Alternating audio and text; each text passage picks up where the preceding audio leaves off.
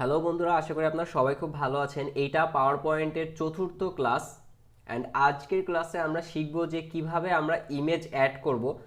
আমরা কম বেশি অনেকেই স্কুল কলেজ বা অফিসের প্রেজেন্টেশনগুলোতে দেখেছি যে সেখানে সুন্দর সুন্দর ইমেজ অ্যাড করা থাকে অ্যান্ড সেগুলো অ্যানিমেট হয়ে আসতে থাকে। তো আজকের ক্লাসে আমরা এটাই দেখব যে আমরা এই ইমেজটা ঠিক কিভাবে আমাদের প্রেজেন্টেশনগুলোতে অ্যাড করব। তো চলুন শুরু করা যাক। তো আমাদের এই প্রেজেন্টেশনে ইমেজ অ্যাড করার জন্য আমাদের ফার্স্টে যেতে হবে ইনসার্টে। তো এই ইনসার্ট অপশনে আমরা ইমেজ অ্যাড করতে পারবো, আমাদের প্রেজেন্টেশনের টেবিল অ্যাড করতে পারবো। এছাড়াও এখানে chart, smart art, video, audio অনেক অপশন আছে। তো এখান থেকে আজকে আমরা শুধু পিকচারের এই অপশনটা দেখব যে কিভাবে আমরা এখানে ইমেজ অ্যাড করব। তো প্রেজেন্টেশন ইমেজ অ্যাড করার জন্য ফার্স্ট টাইম এখানে পিকচারে ক্লিক করব অ্যান্ড দেন আমরা এখান থেকে আমাদের ল্যাপটপ বা কম্পিউটার থেকে আমরা ইমেজ সিলেক্ট করে এখানে নিয়ে আসব।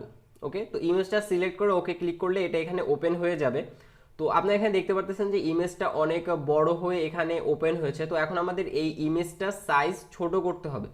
তো এইটা আমরা কিভাবে করব, আমাদের এই ইমেজটার চারপাশে আপনারা দেখতে পারতেছেন যে কিছু ডট আছে।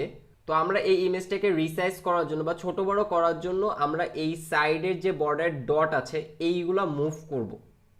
ওকে, তো আমরা যদি আমাদের মাউসের কার্সারটা এই বর্ডারের যে কোনো জায়গায় নিয়ে যাই তাহলে কিন্তু কাজ করবে না। সি, আমরা মুভ করতে পারবো বাট আমাদের ইমেজটাকে কিন্তু ছোট বড় করতে পারবো না। তো এইটার জন্য হচ্ছে এই যে ডট আমরা দেখতে পারতেছি, শুধুমাত্র এই ডটের এইখানেই আমাদের মাউসের কার্সারটা নিয়ে গেলে ইমেজটাকে ছোট বড় করার অপশন আসতেছে। সি, আমাদের এখানে এই যে ডটগুলো আমরা দেখতে পারতেছি, শুধুমাত্র এই ডটে গেলেই আমাদের ইমেজটাকে ছোট বড় করার অপশন আসবে। তো এখন যদি আমরা লেফট সাইডে এই যে মাঝের দিকে যে ডটটা আছে এখান থেকে যদি আমরা ইমেজটাকে ছোট করতে যাই, এটা কিন্তু ছোট হবে না। সি, এটা অনেকটা এরকম হয়ে যাবে। তো এইটাকে চারদিক থেকে সমান রেখে ছোট করার জন্য হচ্ছে আমাদের এই যে ইমেজের কর্নারে যে ডটটা আছে এইটাকে ড্র্যাগ করতে হবে। তো আমরা সিম্পলি ইমেজের এই কোণায় আমাদের এই যে ইমেজের চারটা কর্নারে চারটা ডট আছে, যে কোনো একটা আমরা জাস্ট সিম্পলি ক্লিক করে ড্র্যাগ করলে এটা ছোট হয়ে যাবে। সি, অ্যান্ড যদি আমরা আমাদের ইমেজটাকে রোটেট করতে চাই, আমাদের এখানে এই ইমেজের উপরের দিকে আমি একটু এটা জুম করে দেখাচ্ছি। ওকে, তো এই যে ইমেজের উপরের দিকে আমরা একটা সার্কেল দেখতে পারতেছি, আমরা সিম্পলি এটাকে ক্লিক করে যদি রোটেট করি তাহলে আমাদের ইমেজটা রোটেট হয়ে যাবে। সি, অ্যান্ড আমরা আমাদের ইমেজটাকে যে কোনো জায়গায় মুভ করতে পারি। আমাদের ইমেজের জন্য আলাদা কোনো অপশন নাই এখানে। আমাদের যদি টেক্সট অ্যাড করতে হয় তাহলে আমাদের এই বর্ডারের ভিতরে অ্যাড করতে হয়, বাইরে আমরা অ্যাড করতে পারি না। বা যদি আমাদের বাইরে অ্যাড করতে হয় তাহলে আমাদের ইনসার্টে বা এখান থেকে হোম থেকে এই শেপগুলো নিয়ে দেন অ্যাড করতে হয়। বাট ইমেজের ক্ষেত্রে এরকম কিছু নাই, আমরা যেখানে ইচ্ছা অ্যাড করতে পারি। তো আমাদের এখানে ইমেজের জন্য আরও বেশ কিছু অপশন আছে। আমরা যদি এখানে উপরে ক্লিক করি এখানে আমরা একটা পিকচার টুলস দেখতে পারতেছি। সি, তো লাস্ট টাইম আমরা যখন এখান থেকে কোনো শেপ নিয়েছিলাম তখন এখানে কিন্তু ড্রয়িং টুলস চলে আসতেছিল। তো আমরা যখন যে জিনিসটা নিয়ে কাজ করব তখন সেইটার একটা স্পেসিফিক্যাল টুলস আমরা এখানে উপরে পেয়ে যাব। তো আমরা যেহেতু এখন এখানে শেপ টুল নিয়ে কাজ করতেছি, এখানে আমি একটা শেপ নিয়েছি, আমরা এখানে উপরে ড্রয়িং টুলস দেখতে পারতেছি। যখন আমি এখানে ইমেজে ক্লিক করব এখানে এটা পিকচার টুলসে কনভার্ট হয়ে যাবে। সি, তো আমি এখান থেকে শেপটা ডিলিট করে দিচ্ছি। আমি এটা সিলেক্ট করে কিবোর্ড থেকে ডিলিট প্রেস করলে এটা ডিলিট হয়ে যাবে। তো আমরা আজকে এখানে পিকচার টুলসগুলো দেখব। আমি সিম্পলি এখানে পিকচার টুলসে ক্লিক করলেই আমাদের এখানে পিকচারের যত টুল আছে এইগুলা এই উপরে দেখা যাবে। সি, তো ফার্স্টে আমি পিকচারের সিম্পল কিছু স্টাইলস দেখব। তো এখানে আমাদের এই যে ইমেজটা আছে এটা প্রিভিউ আমরা এখানে এই সাইডে দেখতে পারতেছি। তো আমরা এখানে একটা ইমেজে নিয়েছি আর আমাদের এই স্লাইডে আর কিছুই নাই, কিন্তু আমরা এখানে দেখতে পারতেছি click add to title, click add to subtitle. আমাদের অরিজিনাল স্লাইডে কিন্তু এই লেখাগুলো নাই। আমরা যদি এই সাইডে স্লাইডে নোটিস করি তাহলে আমরা দেখতে পারবো যে আমাদের পুরো স্লাইডে শুধুমাত্র একটা ইমেজ আছে।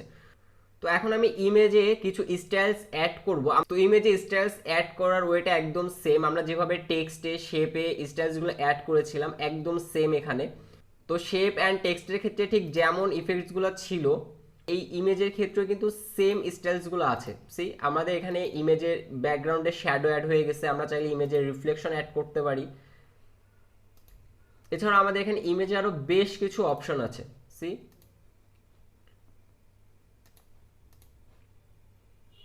তো এখানে আমাদের ইমেজটাকে আমরা এইভাবে 3D আকারেও অ্যাড করতে পারি। অ্যান্ড আমাদের এই ইমেজের স্টাইলসের সাইডে কিছু অপশান আছে, picture border, picture effects, picture layout.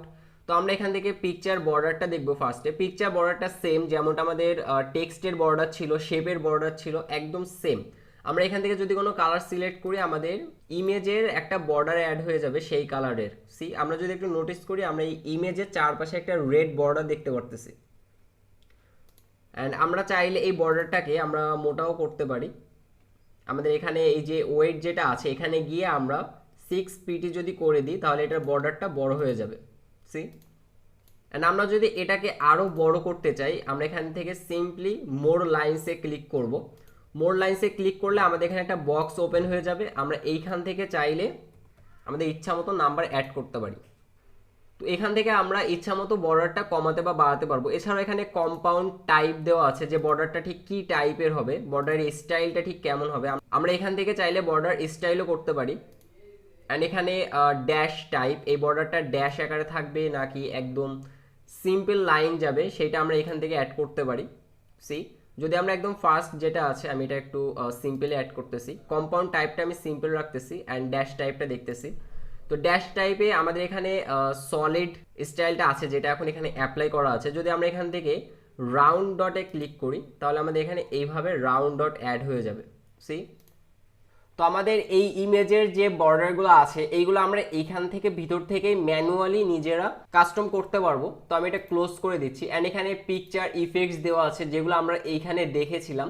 তো আমাদের এইখানে কিন্তু সব ইফেক্টসগুলো ছিল না, আমাদের এখানে অনেক ইফেক্টস দেওয়া আছে। সি আমাদের যদি এইখানে যে পিকচার স্টাইলসে যেগুলো দেওয়া আছে এইগুলোর বাইরেও যদি আমাদের ইফেক্টসের প্রয়োজন পড়ে, যদি আমাদের এইগুলো পছন্দ না হয়, আরও কোনো ইফেক্টসের প্রয়োজন পড়ে, আমরা এখান থেকে পিকচার ইফেক্টে চলে যাব। এখানে অনেক টাইপের শ্যাডো, রিফ্লেকশন, গ্লো, অনেক কিছু আছে। সি তো আমি এটা বর্ডারটা একটু রিমুভ করে দিচ্ছি। ওকে, তো এখানে আমাদের গ্লো অপশন আছে, দেন ভেভেল আছে, 3D রোটেশন আছে। সি অ্যান্ড এইগুলো আমরা চাইলে কিন্তু কাস্টমও করতে পারি। আমাদের এখানে এই যে শ্যাডো, রিফ্লেকশন, গ্লো, আমাদের এখানে যতগুলো ইফেক্টস আছে এই প্রত্যেকটা ইফেক্ট আমরা নিজেদের মতো কাস্টম করতে পারি। সাপোজ আমি এখানে শ্যাডোটা আমি কাস্টম করব, তো আমি এখানে শ্যাডোতে গিয়ে শ্যাডো অপশনে চলে যাব। সি তাহলে আমরা এখানে শ্যাডোর অপশনগুলো পেয়ে যাব। এখানে শ্যাডো ট্রান্সপারেন্সি আছে, আমি যদি এখানে ট্রান্সপারেন্সিটা বাড়িয়ে দিই তাহলে আমাদের এখানে শ্যাডোটা অনেক হালকা দেখা যাবে। আমি ট্রান্সপারেন্সিটা যদি কমিয়ে দিই তাহলে আমাদের এখানে শ্যাডোটা কিন্তু অনেক বেশি দেখা যাবে। তো এখানে যেহেতু আমাদের একটা ইফেক্ট অ্যাড করা আছে গ্লো ইফেক্ট, এই কারণে শ্যাডোটা ক্লিয়ারলি বোঝা যাচ্ছে না। তো আমি এখান থেকে গ্লো ইফেক্টটা রিমুভ করে দিব। তো গ্লো ইফেক্টটা রিমুভ করার জন্য আমি এখান থেকে সিম্পলি গ্লোতে চলে যাব, গিয়ে নো গ্লোতে ক্লিক করলে আমাদের গ্লো ইফেক্টটা রিমুভ হয়ে যাবে। ওকে, তো এখন আমরা শ্যাডোর যে মোর অপশনটা ছিল এইটা দেখব।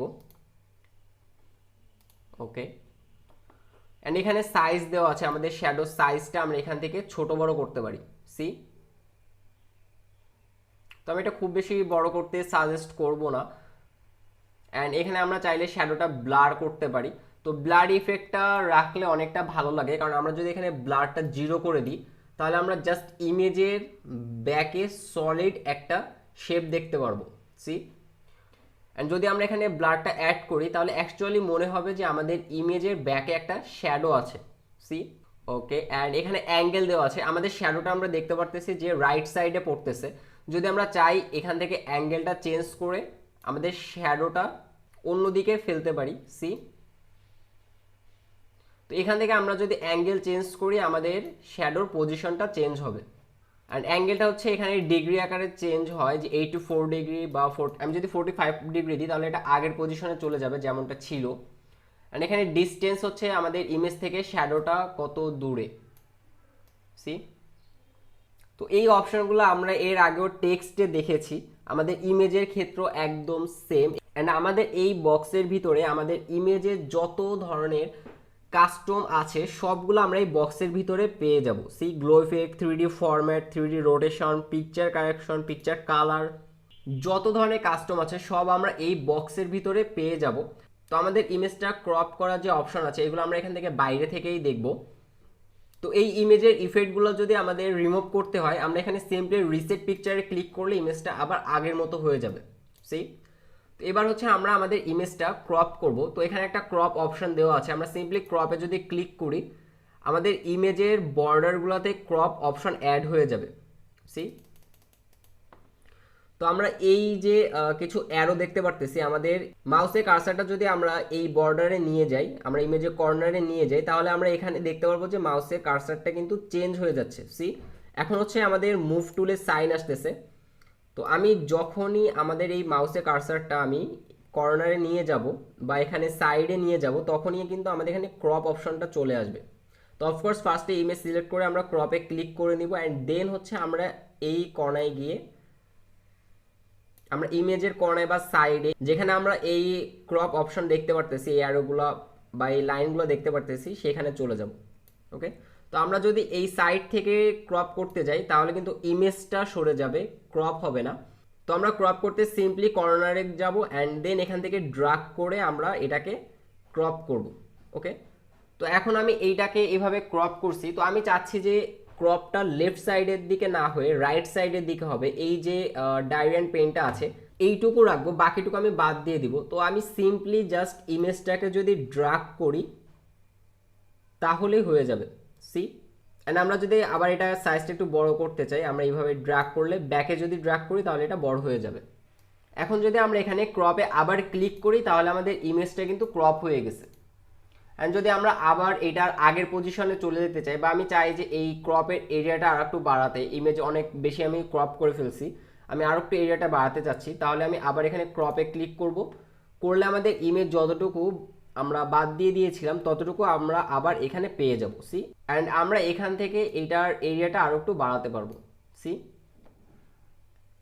তো আমরা এই ইমেজ ক্রপটা এইখান থেকে কেন করব, আমরা এই যে আমরা মোর অপশন দেখেছিলাম এখানে, এইখান থেকে কেন করব না, কারণ আমরা যদি এখানে ক্রপ অপশনে ক্লিক করি তাহলে কিন্তু আমরা এখানে কিছু সাইজ দেখতে পারতেছি। See, width, height, offset x, offset Y.